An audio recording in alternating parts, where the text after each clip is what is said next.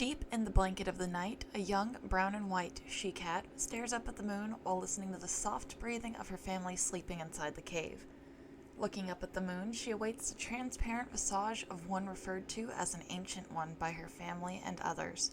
She doesn't wait for long, as it seems like a ray of the light from the moon stretches out and touches the ground a short distance in front of her before retreating and revealing the form of a transparent she-wolf with a similar coloration. Upon seeing the young cat waiting for her, Eclipse is not surprised. "Hello, Ripple. Unable to sleep?" She does not need the answer that she already knows, but still asks out of courtesy and fondness for the young cat. "Hello, Granny Eclipse. Nightmares are keeping me awake. You know why, do you not?" Eclipse looked down at the young cat and nodded. Ripple has always been a bright child, always able to tell when something was off or who would have the answers for her. It was part of her gifts, a cat that holds the soul of a wolf, just like the ancestors of the wolf line did. "I have come to talk to your mother. It is time for you to go and live among the wolf line. Your family will not take the news too well. They may even be upset at me for it, but we do not have as much time as we thought. Things are progressing faster than they should, as if an outside force is helping." Lowering herself to her belly and crossing her front legs, Eclipse lays her head down on her forelegs and gazes into Ripple's eyes. "Do you dislike me for having to tell your family that you cannot live with them any longer?" Ripple shakes her head gently before gently touching her nose to Eclipse's shining one. "I could never dislike you, Granny. You said it yourself when we first met. All things happen for a reason. We just have to figure out how to make it through and live our best life." Narrowing her eyes gently, Ripple purrs as she gazes at Eclipse. "If it was not for Papa and Mama, I would not be alive, and if it was not for you, I would be scared of the things I see or feel sometimes, from my surroundings or in my dreams.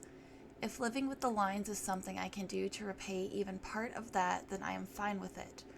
Besides, it is not like I will not be able to see any of you anymore. So long as I am alive, we are all connected by the moon that shines in the sky, are we not?" Eclipse's eyes widen slightly in shock at how mature this young cat is before wagging her tail slightly. "You are right on that, Ripple. We are all connected by the moon in the sky, but it is not just in life, it also connects us in death. So even when we reach the end of our life, the light of the moon will call us home, and we will be together again with loved ones lost. Never forget that." Rising to her paws, Eclipse looks towards the den entrance. "Come now, I will put you back into a dreamless sleep, and then I will tell your mother what I came to say." Nodding her head, Ripple followed Eclipse back into the cave, and under her watchful gaze, curled back up against her mother's side in an attempt to go back to sleep. Once morning light shone into the cave, the she-wolf opened her eyes and turned to look at her side. By her side lay a small brown and white she-cat not even 4 seasons old yet, evenly breathing in her sleep. Having just woken up from a dream where she was called to talk by her ancestor Eclipse, she had conflicted emotions clashing in her heart. Looking around the cave, she saw her mate and sons had already headed out to hunt something small to eat for the morning, most likely rabbits. Taking advantage of their absence, the she-wolf nudged the small cat awake. "Ripple, sweetheart, it is time to wake up. We need to talk." Stirring at the gentle nudge from her mother, the cat opened her eyes slowly. "Mom?" Looking up at the wolf, the small cat tilts her head quizzically. "Talk about what?" The she-wolf looks down at her adoptive daughter and closes her eyes for a moment, recalling the dream with Eclipse. Opening her eyes, she licks Ripple's nose before continuing. "Before I continue, I just want you to remember that you are my daughter, and will always be my daughter. No matter what happens or where you go in the future, that will not change." Ripple continues to stare at the wolf, waiting for her to continue. "Granny Eclipse walked into my dream last night. She told me it is time to take you and introduce you to the line of cats living in the forest, a bit of a journey away from here. You will be going to stay with the wolf line that lives in the forest." The she-wolf watched as Ripple's eyes widened for a short moment before returning to normal. "I am sure Granny has her reasons, so please do not blame her, Ripple." The she-wolf felt some distress at how quiet her daughter was being. "No matter how much we love you, and would love to keep you with us always, if you are going to have a family of your own at some point, you need to meet, interact, and live with your own species. You have the soul of a wolf, but the body of a cat." "All right, I'll go live with them. Ripple looks up to meet her mom's concerned gaze and narrows her eyes gently. Her eyes seem to show an acceptance a child of her age should not be capable of, but considering what she has been through, the she-wolf thought this was easier to accept. Granny Eclipse did not visit my dreams tonight, but my dreams were not good. A lot of others like me were screaming and calling for help. I could hear a horrible tearing sound, like when we tear into a fresh rabbit, but worse. I wanted to help them, but I could not. They did not see me and could not hear me. The she-wolf felt a chill go down her spine at Ripple's words, causing her fur to stand on end. Ripple's dreams seemed to match to something approaching the lines that without Ripple and her gifts, they may perish from. Ripple, after you start living with the wolf line, things may become dangerous in the future, and you will face many trials where you may end up questioning Granny Eclipse's decision. You are needed by the lines in those upcoming trials because of the abilities you carry with you. You will meet and make many new friends, and may even meet others that you will not be able to get along with very well, but I know you can overcome it all. Luna, we're back from hunting. Are you and Ripple awake? As she was about to continue, Luna heard her name called from the entrance of the cave where their small pack stayed. Rising to her paws, she gently brushed her tail tip over Ripple's nose to signal they would continue the conversation later, and they both went to greet the returning male wolves. Welcome back, Ragnar. Where are Asher and Crescent? Luna looks around for her sons only to see they have not entered the cave yet. Ragnar walks up and presses his nose against Luna's side in greeting while she looks. They are still outside, arguing over who caught the rabbit Ripple will eat for her morning meal. Ragnar chuckled before leaning over and gently licking the top of Ripple's head. Good morning, sweetheart. Ripple returns a lick on Ragnar's nose and lets out a gentle purr. Good morning, Papa. I'm going to go check on Asher and Crescent. With a flick of her tail, Ripple dashed out the cave entrance to check on her brothers. Luna sat watching after her before sighing and earning a quizzitive look from Ragnar. What is wrong, Luna? You seem to not have your usual spirit. It is time, Ragnar. Time for what? It is time for Ripple to go to the lines. Eclipse came to me last night and informed me of the discussion between the Ancient Ones. They all feel it is time for Ripple to make her way to the lines and start her life among them in preparation of things that are approaching. Hearing this, a low growl worked its way out of Ragnar's throat for a moment before he could stop it. What makes them think they get to decide what happens to our daughter? Ragnar bared his teeth in anger at the thought of his young daughter going to a land that they do not live in and living without them with many unknown cats. What happens if she gets hurt? Shaking her head, Luna nudges his shoulder. I have already talked to Ripple, and she agreed to go live with the wolf line. The dreams have started. She is seeing potential outcomes of upcoming events. They need her, and as unwilling as I am to let her go, you and I both know she needs to be among her own kind. She cannot have a mate or children in the future if she stays with us forever, Ragnar, and cats learn to be independent faster than wolves. We can still visit her, or she can come visit us after she settles in and grows in her new setting. She has made her choice. Sighing, Ragnar reins in his anger and discomfort at the situation. You are right, Luna. I just don't like this. Let's eat breakfast and then we will tell the boys and ask your brother Loon to watch over the Denon territory while we are gone, lest another pack attempt to take it over. Walking out of the cave, Ragnar and Luna see Ripple eating small parts of each rabbit that she tore off for herself, while her brothers finish the rest. Chuckling, Ragnar nudges Luna and says quietly, She is the reason they do not squabble that much. It is going to be hectic with these two after she is gone. Luna nods her head in agreement before eating her portion of the fresh kill along with the others. After the pack has finished their meal, Ragnar looks to Luna to break the news. Asher, Crescent, you two may get upset hearing this, but before I continue into what I am going to say, please understand that Ripple has already agreed and we will not stop her if she has decided to do this.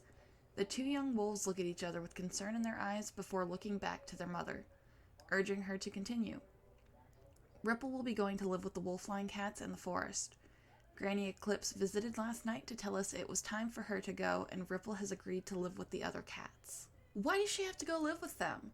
Crescent jumps to his paws and bares his fangs. She is a member of our pack. Our family. She shouldn't have to go. Crescent, it's okay. I want to go, and I will not change my decision. Ripple looks at her brother, showing his disapproval. I want to meet other cats and live with them. Crescent looks at Ripple with frustration in his eyes but sits back down. Asher turns his head to look at their sister. Are you sure about this? Ripple nods her head without hesitation, showing she was ready to make this journey and major change in her lifestyle. You will always be welcome here if you choose to come back. Even if it is only to visit, remember that, okay? Nodding again, Ripple narrows her eyes gently at Asher. He turns back to look at their parents, a question on the tip of his tongue. Who will be watching over the territory? It is at least a half-moon cycle there and back. We will ask your Uncle Loon to watch over the territory while we are gone, Ragnar responds. Can I stay behind with Uncle Loon then? Crescent looks at his brother confused as to why he wants to stay behind rather than seeing their sister off. You're not coming with us? Asher shakes his head while looking at his paws. I feel like if I were to go when it came time to part, I would only make things difficult on Ripple because of my unwillingness. It is better if I stay to watch the territory with Uncle Loon. Ragnar and Luna looked at their two sons before looking at each other. Asher has always kept his emotions muted and to himself, attempting to be reasonable and mature, while Crescent acted on his emotions before thinking about it. Between the two, Asher's outburst would be more volatile than any of Crescent's. Asher most likely did not want to put Ripple in a tough spot after arriving at the forest and having to leave without her, so he would rather stay behind. Ripple rose to her paws and walked over to Asher, leaning against her brother's side. It is not like we will never see each other again. We just will not see each other every day, but I will always look at the moon and send a prayer your way. Asher licked the top of Ripple's head to show his appreciation at her comfort. That is right. We will see each other again someday, so today is not a goodbye, but until next time. I will look forward to seeing how you have grown when we see each other again. Rising to her paws, Luna nodded to Ragnar to look after the kids while she went off in search of her brother to make her request. After returning with Luna and Ragnar began to get things situated around the den and territory, having agreed to leave at dawn with Crescent and Ripple to start their journey to the territory of the wolf line. Once dawn came the next day, Luna and Asher each touched noses with Ragnar, Luna, Crescent, and Ripple. Now you make sure to take the safest route to the forest that will make sure that nothing happens to Ripple on the way. She is most likely to get hurt by the other creatures like foxes and badgers, should they get a hold of her. Loon was rambling off a long list of warnings on what they should and should not do. He had always been the kind to fret too much, and Luna chuckled as she saw no end to his ranting. Loon, we must leave now or we will be delayed in making it there and back. We know how to protect our children and will make sure nothing happens to either. Loon bit back the rest of the words he wanted to say in the face of his sister's teasing and sighed. All right, Luna. You all take care now. I will see you, Ragnar, and Crescent when you get back. Do not worry about the territory, Den, or Asher. I will take good care of them in your absence. Nodding their heads, Luna and Ragnar nudged Crescent and Ripple to start moving. All right, pups, let's get going. We have a quarter moon worth of travel time to get there. Crescent and Ripple fall into step behind their parents as they begin the journey to the ancient forest where the lions reside and Ripple's future home. Do you think she'll be okay? Asher cannot help but ask when the four are out of sight, worry for his sister showing on his face. I am certain she will make it there safely, but what happens after she arrives, not even the ancient ones will know the full extent. They only have the ability to warn of impending danger and tribulations. It will be up to her to make sure she is okay going forward. Loon looked at his nephew, who was restraining his emotions to the best of his ability. Ripple will be able to manage well on her own. Do not underestimate your sister just because she is small. With that, Loon nudges Asher to his paws and turns away from the send-off spot. Now, let us go hunting, and I will teach you a few new tricks. Asher started to follow after his uncle before stopping and looking over his shoulder one last time at where the four had disappeared toward. Shaking his head, he turned back around and raced after his uncle. You will be okay, Ripple. You have to. Plunging into the undergrowth in search of his uncle, the young wolf did not see the transparent shadows watching over him from the nearby trees that had come to see the departing wolves and small cat off as well in silence. Your descendants are strong, Eclipse, Vapor stated after watching the scene play out. Eclipse said nothing in response and stared off in the direction Ripple and the others had headed. The rest watched her for a moment before looking at each other. Things will only escalate from here. Once she reaches the forest is when we truly need to keep our eyes and ears peeled in order to warn them and do our best to help. While we can only do so much, there is still something we can do. With that, they all nodded and slowly started to fade, getting back to their individual lines and the ancestors who watched over them in their stead while they were away. Hello, Moonshines. Thank you for listening to Chapter 1 of Soul of a Wolf. Last time I did the intro and the prologue. Today is Chapter 1.